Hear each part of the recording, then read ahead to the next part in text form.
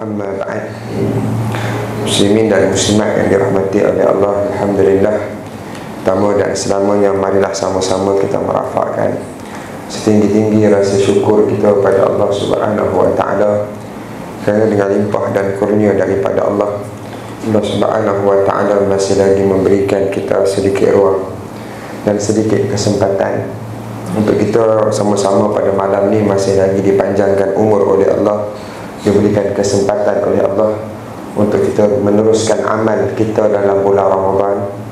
Dalam saat ramai di kalangan kita yang sedang sibuk pulang ke kampung, ada yang sedang sibuk shopping, ada yang sedang sibuk buat persiapan hari raya, jahit langsir, buat samprit, buat ilmu London, tapi tuan-tuan, kita masih lagi Allah pilih untuk meneruskan amal dalam bulan Ramadan. Yang mana malam ni malam yang keberapa tuan-tuan? 29 raya tu. Malam 27, alhamdulillah. Tuan-tuan, cuma bila sebut malam 27, di sisi Al-Imam Al-Ghazali rahimahullahu ta'ala, sekiranya Ramadan jatuh pada hari Selasa ataupun hari Sabtu, kalau ikut pengalaman Al-Imam Al-Ghazali rahimahullahu ta'ala, maka Lailatul Qadar kebiasaan akan jatuh pada malam 27. Jadi kita puasa tahun ni hari apa? Selasa. Jadi kemungkinan besar ada pada malam 27. Dia ada ulama sebut pula malam Lailatul Qadar ni, kalau malam ganjil jatuh pada malam Jumaat, maka ada potensi besar untuk jatuh ataupun berlaku Lailatul Qadar. Maka Khamis baru ni malam 25, ataupun malam Jumaat baru ni malam 25. Cuma bila ada penumpuan tersebut adalah tujuan untuk apa? Tujuan dia untuk pada malam tersebut kita menambah amal, memberikan fokus yang lebih. Bukan semalam Lailatul Qadar, hari ni tak sembahyang. Bukan. Dia tujuan dia apa? Tujuan supaya bila kita sampai pada waktu-waktu yang ulama tekankan ni, maka kita melebih dan memfokuskan amal ibadah kita. Baik, tuan-tuan yang dirahmati oleh Allah, tajuk pada malam ni iaitu rahmat bagi orang yang beriman. Maksudnya, tuan-tuan, kita orang yang beriman, orang beriman dia bukan sekadar mendapat rahmat, mendapat rahman ataupun mendapat kasih sayang, tetapi orang beriman ni turun mendapat ar-rahim, iaitu bukan sekadar ar-rahman tetapi mendapat ar-rahim, iaitu kasih sayang yang khusus daripada Allah Subhanahu wa ta'ala pada orang beriman. Cuma orang beriman ni dia ada bukti, dia ada tanda yang menunjukkan dia orang yang beriman.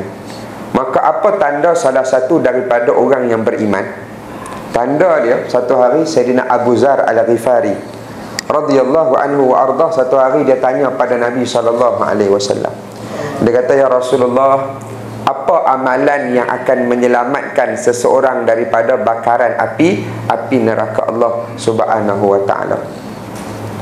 Maka Nabi pun jawab, antu'minu billah, iaitu dengan kamu beriman pada Allah. Nak selamat pada hari akhirat, selamat daripada azab api neraka, atas dunia mesti jadi orang yang beriman. Baik, dia api neraka ni tuan-tuan, kita jangan cerita azab. Kita cerita dalam api neraka pun kita takut dah tuan-tuan. Belum cerita azab, belum cerita sengsara, cerita dalam api neraka pun kita takut dah. Satu hari Nabi duduk dengan sahabat, duduk ramai, tengah-tengah duduk dengan sahabat, tiba-tiba Nabi dengan sahabat terdengar satu bunyi yang sangat kuat. Bunyi benda jatuh dari tempat tinggi. Bunyi itu sangat kuat. Nabi dengan sahabat dengar. Sebab Nabi tanya pada sahabat, adakah kalian mendengar bunyi tadi? Lalu kata sahabat, ya Rasulullah, kami dengar. Makna bukan Nabi seorang, semua dengar. Lalu Nabi pun tanya pada sahabat, adakah kalian mengetahui bunyi itu datangnya daripada mana? Tahu tak main mana bunyi ini tadi? Lalu sahabat pun jawab, Allah dan Rasulnya lebih mengetahui. Lalu kata Nabi SAW, bunyi tadi datang daripada bunyi seketul batu, yang mana batu tu Allah perintah pada malaikat untuk campak daripada puncak api neraka yang paling tinggi. Batu ni tadi dah cecah sampai ke dasar lantai api neraka yang paling bawah. Lalu Nabi pun tanya pada sahabat, adakah kalian mengetahui bila batu itu dicampak daripada puncak? Tahu tak bila Allah suruh malaikat campak batu tu? Nabi tanya. Lalu sahabat jawab lagi sekali, Allah dan Rasulnya lebih mengetahui. Lalu kata Nabi SAW, batu itu dicampak daripada puncaknya sejak 70 tahun yang lalu. Allah, 70 tahun tuan-tuan. Campak batu daripada puncak, batu nak cecah ke lantai api neraka, makan 70 tahun. Makna kalau kita hidup ni 63 tahun, kita hidup mati balik pun batu tu tak sampai lagi. Nak cerita dalamnya api neraka tuan-tuan. Tuan-tuan ambil lah rumah tuan-tuan ni, berapa tingkat paling tinggi? Berapa? 12. Sorry lah tuan-tuan, kalau jatuh orang ke bawah, apa jadi? Kira tak ada lah, kan? Tak ada lah. Tuan-tuan pergi tingkat 12, tuan-tuan ambil sekutui batu, tuan-tuan campak. Agak-agak berapa second batu tu sampai ke bawah? Tak sampai seminit pun dah. 30 second pun tak sampai. Itu tingkat 12 tuan-tuan. Jadi kalau orang jatuh tu memang tak ada harapan apa dah. Kira hantar, tanam, settle. Betul? Itu 12 tingkat, 1 minit pun tak sampai tuan-tuan. Bayang api neraka campak daripada puncak 70 tahun baru batu tu cecah ke lantai api neraka. Batu sahabat cukup takut dengan api neraka, selalu tanya pada Nabi, ya Rasulullah, apa amalan menyelamatkan seseorang pada api neraka? Lalu Nabi pun jawab pada Sayyidina Abu Zar, iaitu kamu beriman pada Allah. Nak selamat pada api neraka, kamu kena beriman pada Allah. Lalu Sayyidina Abu Zar tanya lagi, ya Rasulullah, adakah pada iman itu adanya amal? Maksudnya apa? Apa bukti orang tu beriman pada Allah? Apa amalan yang dia kena buat sebagai tanda dia beriman pada Allah? Lalu Nabi pun jawab, antu'tika bima atakallah, iaitu dengan kamu memberikan apa yang Allah beri kepada kamu, iaitu dengan bersedekah. Itu antara tanda orang tu beriman pada Allah ialah dia jadi orang pemurah. Sebab tu orang kalau dia kedekut tuan-tuan, dia tak akan dapat kebaikan dunia sampai hari akhirat. Dunia dia tak dapat kebaikan, dia tak ada kebaikan dalam kehidupan dia, hari akhirat lagi-lagi tak ada kebaikan. Sebab tu Nabi sebut orang kedekut atas dunia ni apa dia? Al-bakhilu, Nabi kata. Orang yang kedekut, orang yang sayang harta dia, dia suka duit banyak dalam akaun, dia suka lagi simpanan dia banyak, tapi dia tak keluar zakat, dia tak bersedekah, dia tak tolong orang, dia tak bantu orang. Dia tengok ada orang susah, dia tak rasa nak tolong. Orang kedekut ni, Nabi kata apa? Ba'idum minallah, jauh pada Allah. Lepas tu kita akan tengok orang kedekut ni, dia mesti susah. Duit banyak pun susah. Duit banyak pun susah, ya. Sekejap-sekejap ada masalah, sekejap-sekejap ada masalah. Tapi tuan-tuan jangan pula tengok kawan ada masalah, kedekut dia ni. Bukanlah. Ini contoh, ya, ini muhasabah. Ya, muhasabah. Nampak? Satu, jauh pada Allah. Yang kedua, ba'idum minan nas, jauh pada manusia. Orang tak suka orang kedekut ni. Orang tak suka, orang tak sayang. Ada pekerja, dia tak suka bos yang kedekut, dia suka bos yang pemurah, kan?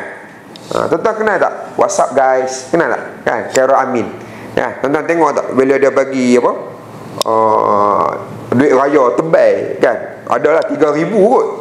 Dekat seorang, setiap staff dia tu dapat 3,000 duit raya. Kita hak tak kerja dengan dia kata apa?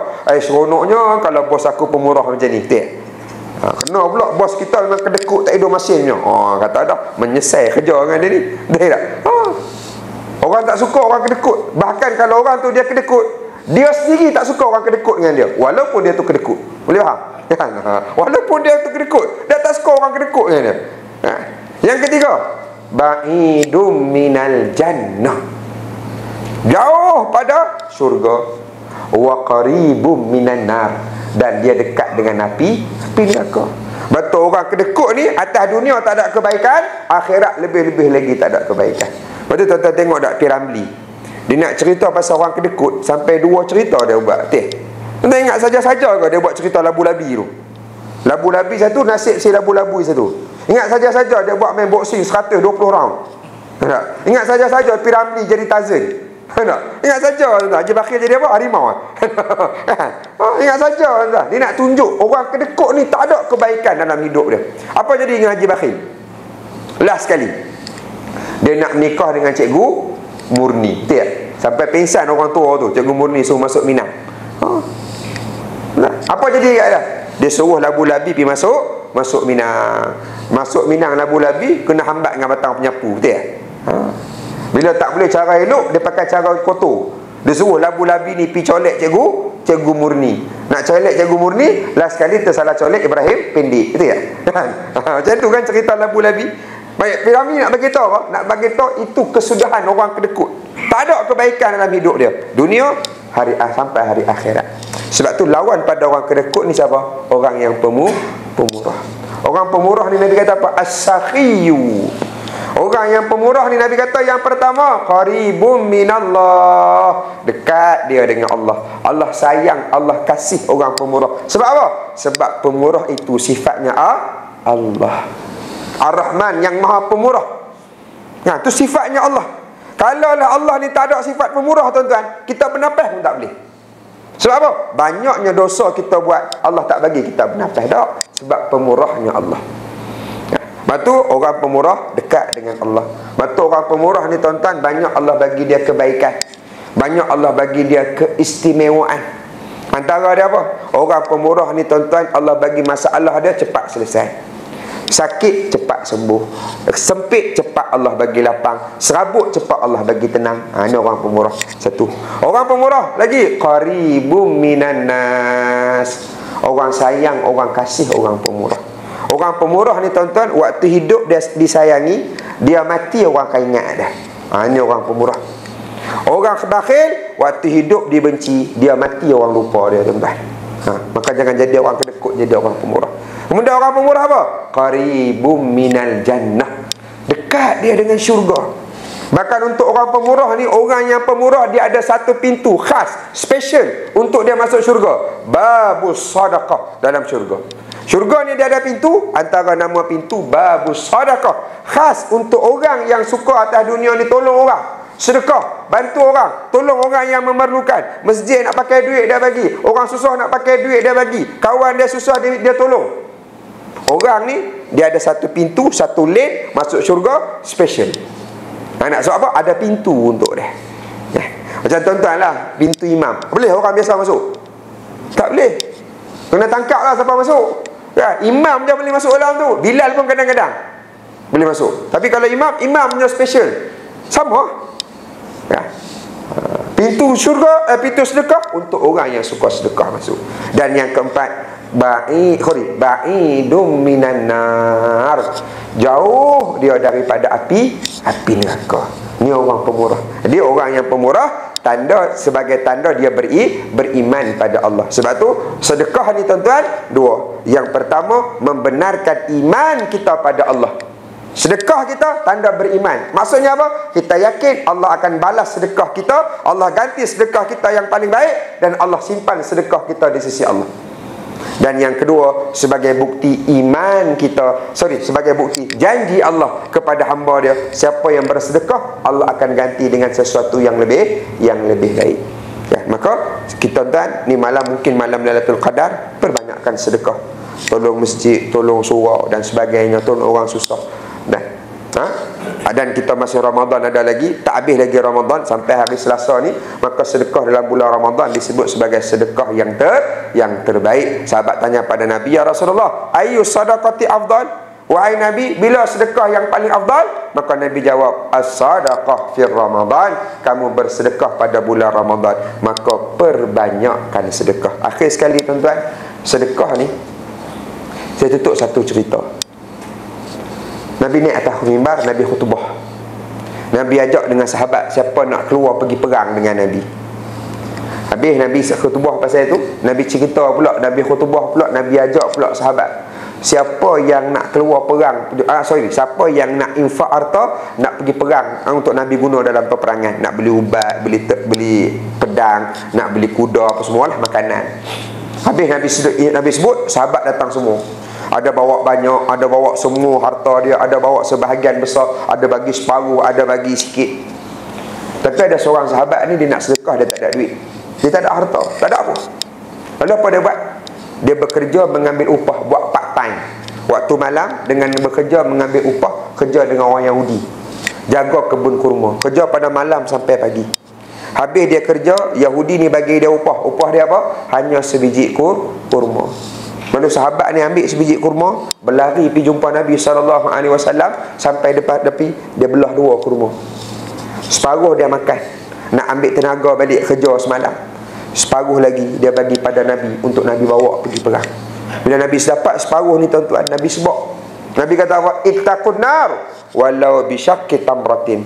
Anda takutlah kalian dengan api neraka walaupun hanya dengan separuh daripada kurma. Kata para ulama, apa maksud dia? Maksudnya sahabat ni tadi telah menyelamatkan tubuh badan dia daripada dibakar oleh api neraka, walaupun dia hanya sedekah dengan separuh kurma. Separuh kurma ni apa ada kalau kita tuan, kita buka puasa pun paling-paling tidak 3 biji. Itu pun lepas tu taklah bawa kapek, tidak. Biji tak bawa kapek. Habis penuh, angkat tikar penuh biji kurma. Kita kurang-kurang makan pun 3 biji. Ni separuh tuan-tuan, apa ada. Tapi bila disedekahkan pada jalan Allah, harta tu jadi sangat bernilai. Sebab tu kalau dalam poket tuan-tuan ni ada 100 satu, RM1 satu, tuan-tuan ambil RM1, tuan-tuan sedekah. RM1 tu di sisi Allah lagi bernilai daripada 100 yang tuan-tuan simpan. Lepas tu semayang bulan Ramadan ni, kalau Ramadan tahun depan kita sempat, tiap-tiap malam dalam poket bawa duit. Jangan bawa vape. Ni dak vape saja, bawa vape saja 3. Poket John sebelah, downhill di sebelah, belakang Suria. Sebab seluduk tak belakang. Nampak tak? Rokok saja dalam poket ni, dah bawa duit sedekah, tolong orang. Jadi orang yang pemurah, sebab orang pemurah ni dekat dengan syurga Allah Subhanahu Wa Taala. Wallahu alam. Saya sekadar tu dulu untuk hari ini. Mudah-mudahan apa saya sampaikan sedikit sebanyak dapat kita ambil pengajaran dalam kehidupan kita. Mudah-mudahan dirahmati oleh Allah Subhanahu Wa Taala. Wallahu alam. Assalamualaikum warahmatullahi wabarakatuh.